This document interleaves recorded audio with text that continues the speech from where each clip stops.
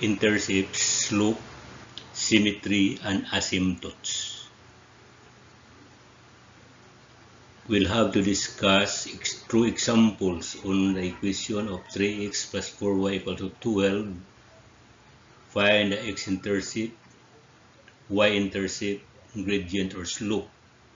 In the slope equation, y equal to letter E is intercept equation, then two-point form equation, and then the graph. So what you do here is simply solve step by step. So solution for letter A, you have x-intercept.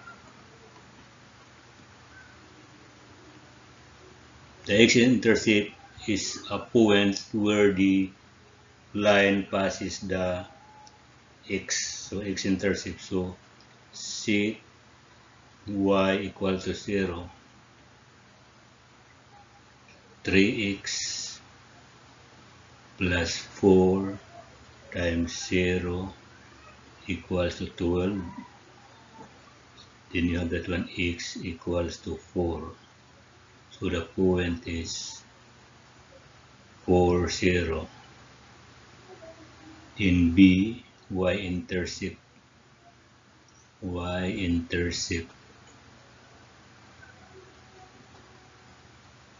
x equals to 0.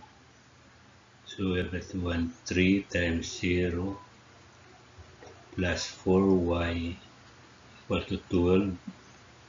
Then you have that one, y equals to 3. So point 0, 3, 0, 3. Or letter C, the slope. The slope or gradient.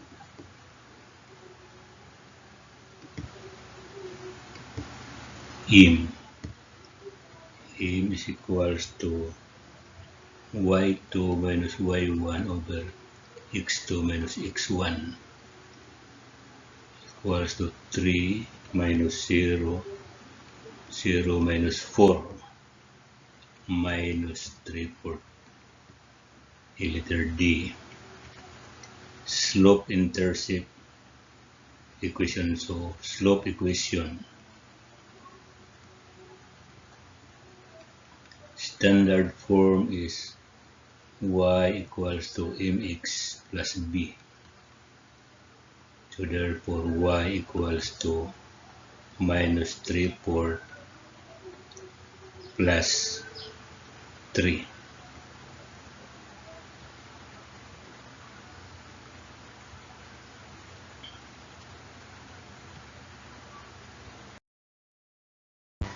So letter E, we have this one, slip intercept form, intercept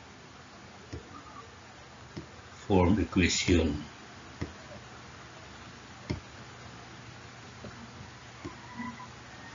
X all over A plus y over B equals to 1. So x over 4 plus y over 3 equals to 1. So for the letter F, two-point form equation.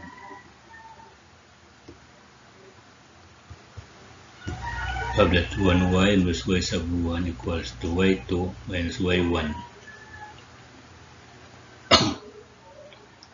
X times x1 times x minus x sub 1.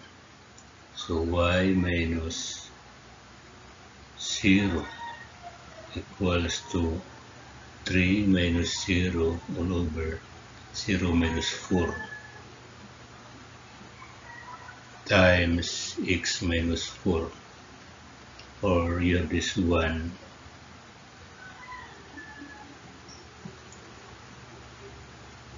4y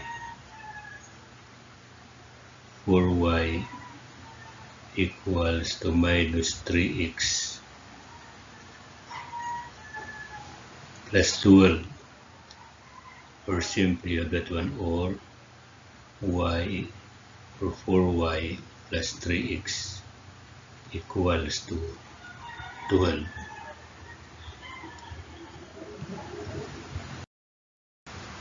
So this is the graph of the equation 3x plus 4y equals to 12. This one. So you have the point there, the intercept. The intercept there is 4, 0. So that is 1, 4, 0. And this one is your 0, 3, 0, 3. For the curve x squared plus y squared equals to 16, determine the x-intercept. The y-intercept, symmetry about x-axis, then y-axis about origin, then graph. So letter A is x-axis intercept. So we have solution there. C to y equals to 0, then x squared plus 0 squared equals to 16. So x equals to plus and minus 4. So the point is 4, 0, and you have that one minus 4, 0. In letter B, the y-intercept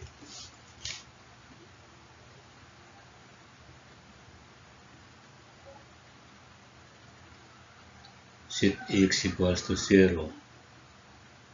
So x squared plus y squared equals to 16. Or you have this one, 0 squared plus y squared equals to 16. So y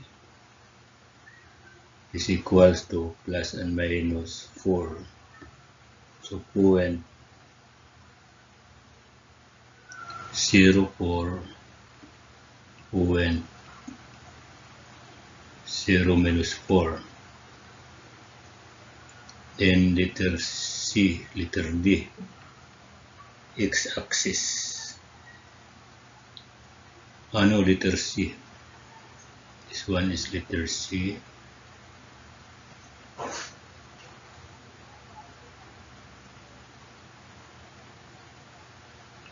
X-axis symmetry.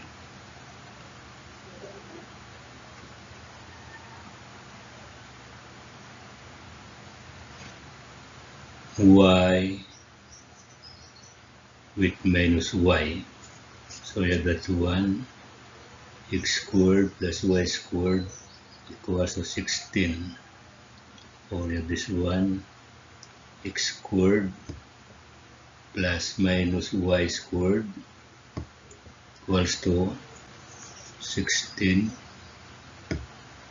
or x squared plus y squared equals to 16. Since equation just the same, so symmetric to x-axis. So this one symmetric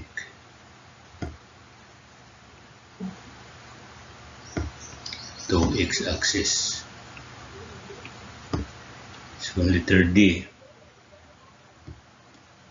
y-axis symmetry. Try to check y-axis.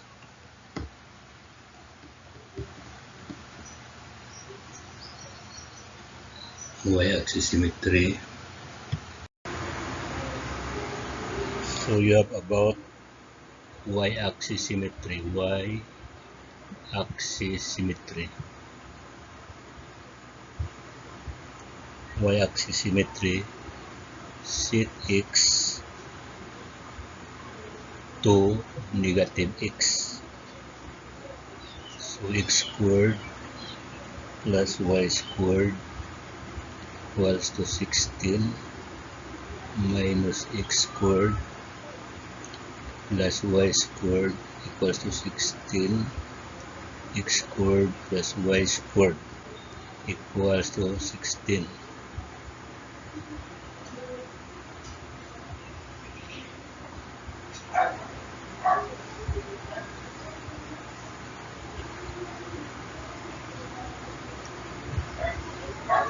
So symmetric to y-axis.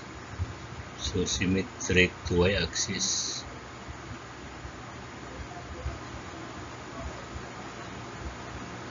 The reason is that the equation is not changed. So we got letter E about the origin. We check if the equation is symmetric to origin by having x then replace with negative x, y replace with negative y. If the equation is not changed, it is symmetric to the origin. So x squared plus y squared equals to 16. So minus x squared plus minus y squared equals to 16. Then we have this one, x squared plus y squared equals to 16. So equation here changed. So the curve is symmetric to origin. Symmetric to origin.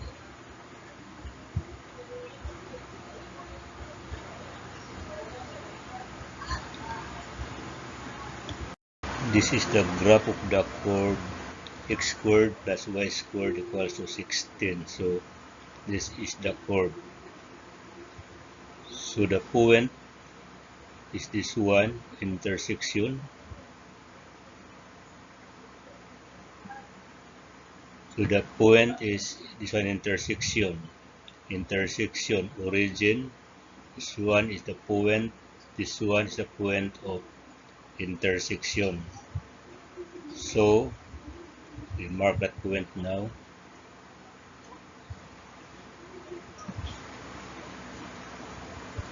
So the curve is x squared plus y squared equals to 16. This one is 0, 4. This one is 4, 0.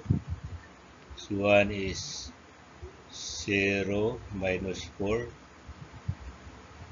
This one is minus 4, 0. So this is the graph of the curve x squared plus y squared equal to 16 and symmetric to the, this one is the x-axis. This one is the y-axis. Symmetric to x-axis, this one. Symmetric this one. Symmetric also to y-axis. This one is y-axis symmetric. This one is also y-symmetric. So symmetric to the x and y axis. For the function xy plus 2y minus 2x plus 1 equal to 0. So determine the x-intercept, y-intercept, asymptotes, vertical and horizontal, then graph the equation. So we will be doing this on finding the asymptotes. So asymptotes, by the way, are straight lines which has a position with respect to the curve, such that the curve and the line does not meet. So it never touches. So that is the asymptotes. Here, the function is xy plus 2y minus 2x plus 1. Determine the asymptote. So, but first you have two letter A there. Find the intercept. X-intercept. C to y equals to 0. So we have that one, xy plus 2y minus 2x plus 1 equals to 0. X times 0 plus 2 times 0 minus 2x plus 1 equals to 0.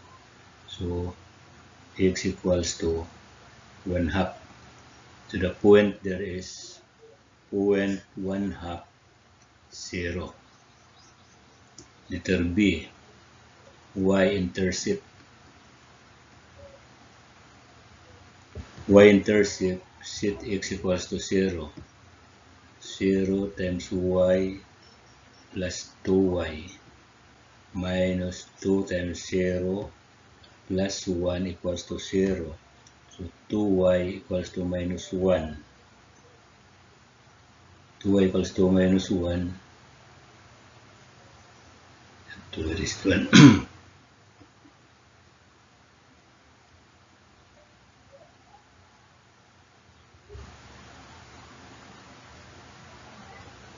So y equals to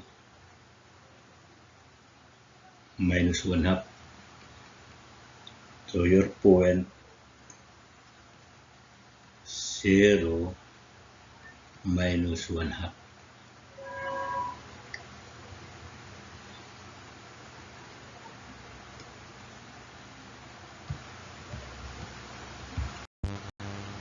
Vertical asymptotes.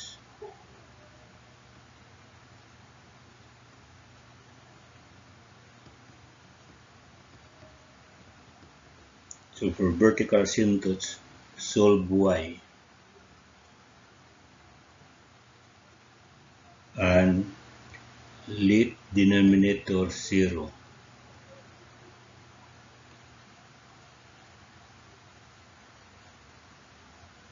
So xy plus 2y minus 2x plus 1 equals to 0. So y x plus 2 equals to 2x minus 1. So y equals to 2x minus 1 over x plus 2. So let x equals to minus 2. So y equals to minus 2 times minus 2 minus 1 all over minus 2 plus 2. So equals to minus 4 minus 5 all over 0. So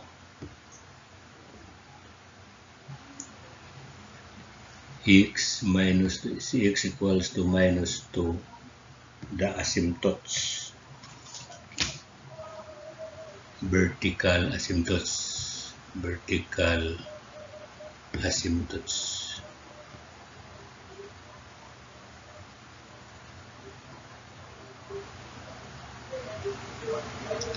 D, horizontal asymptotes.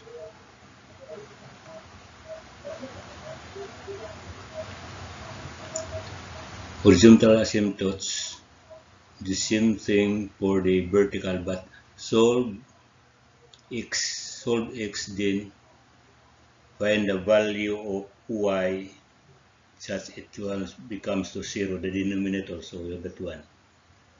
Xy minus 2x equals to minus 2y minus 1. So x, y minus 2 equals to minus 2y minus 1. So x equals to minus 2y minus 1 per y minus 2. So let y equals to 2. So x equals to minus 2 times 2 minus 1 all over 2 minus 2, equivalent to minus 4, so minus 5. Minus 5 all over 0. So y equals to 2 is vertical asymptotes, horizontal. Kasi x yung ano. So is horizontal asymptotes. Asymptotes.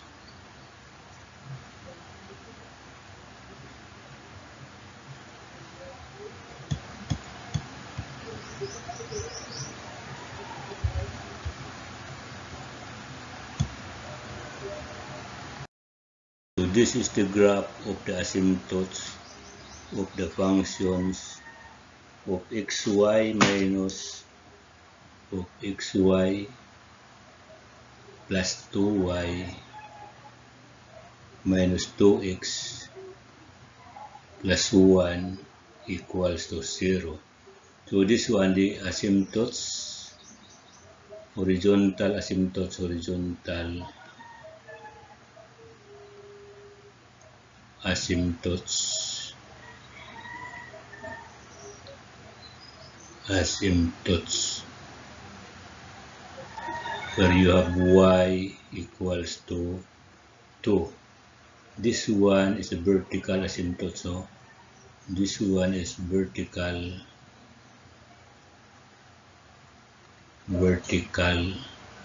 asymptotes. X equals to minus 2. So x equals to minus 2. So you have that vertical asymptotes, and also this one. The line there, the line will not meet with the curve, but it just go near touching the curve.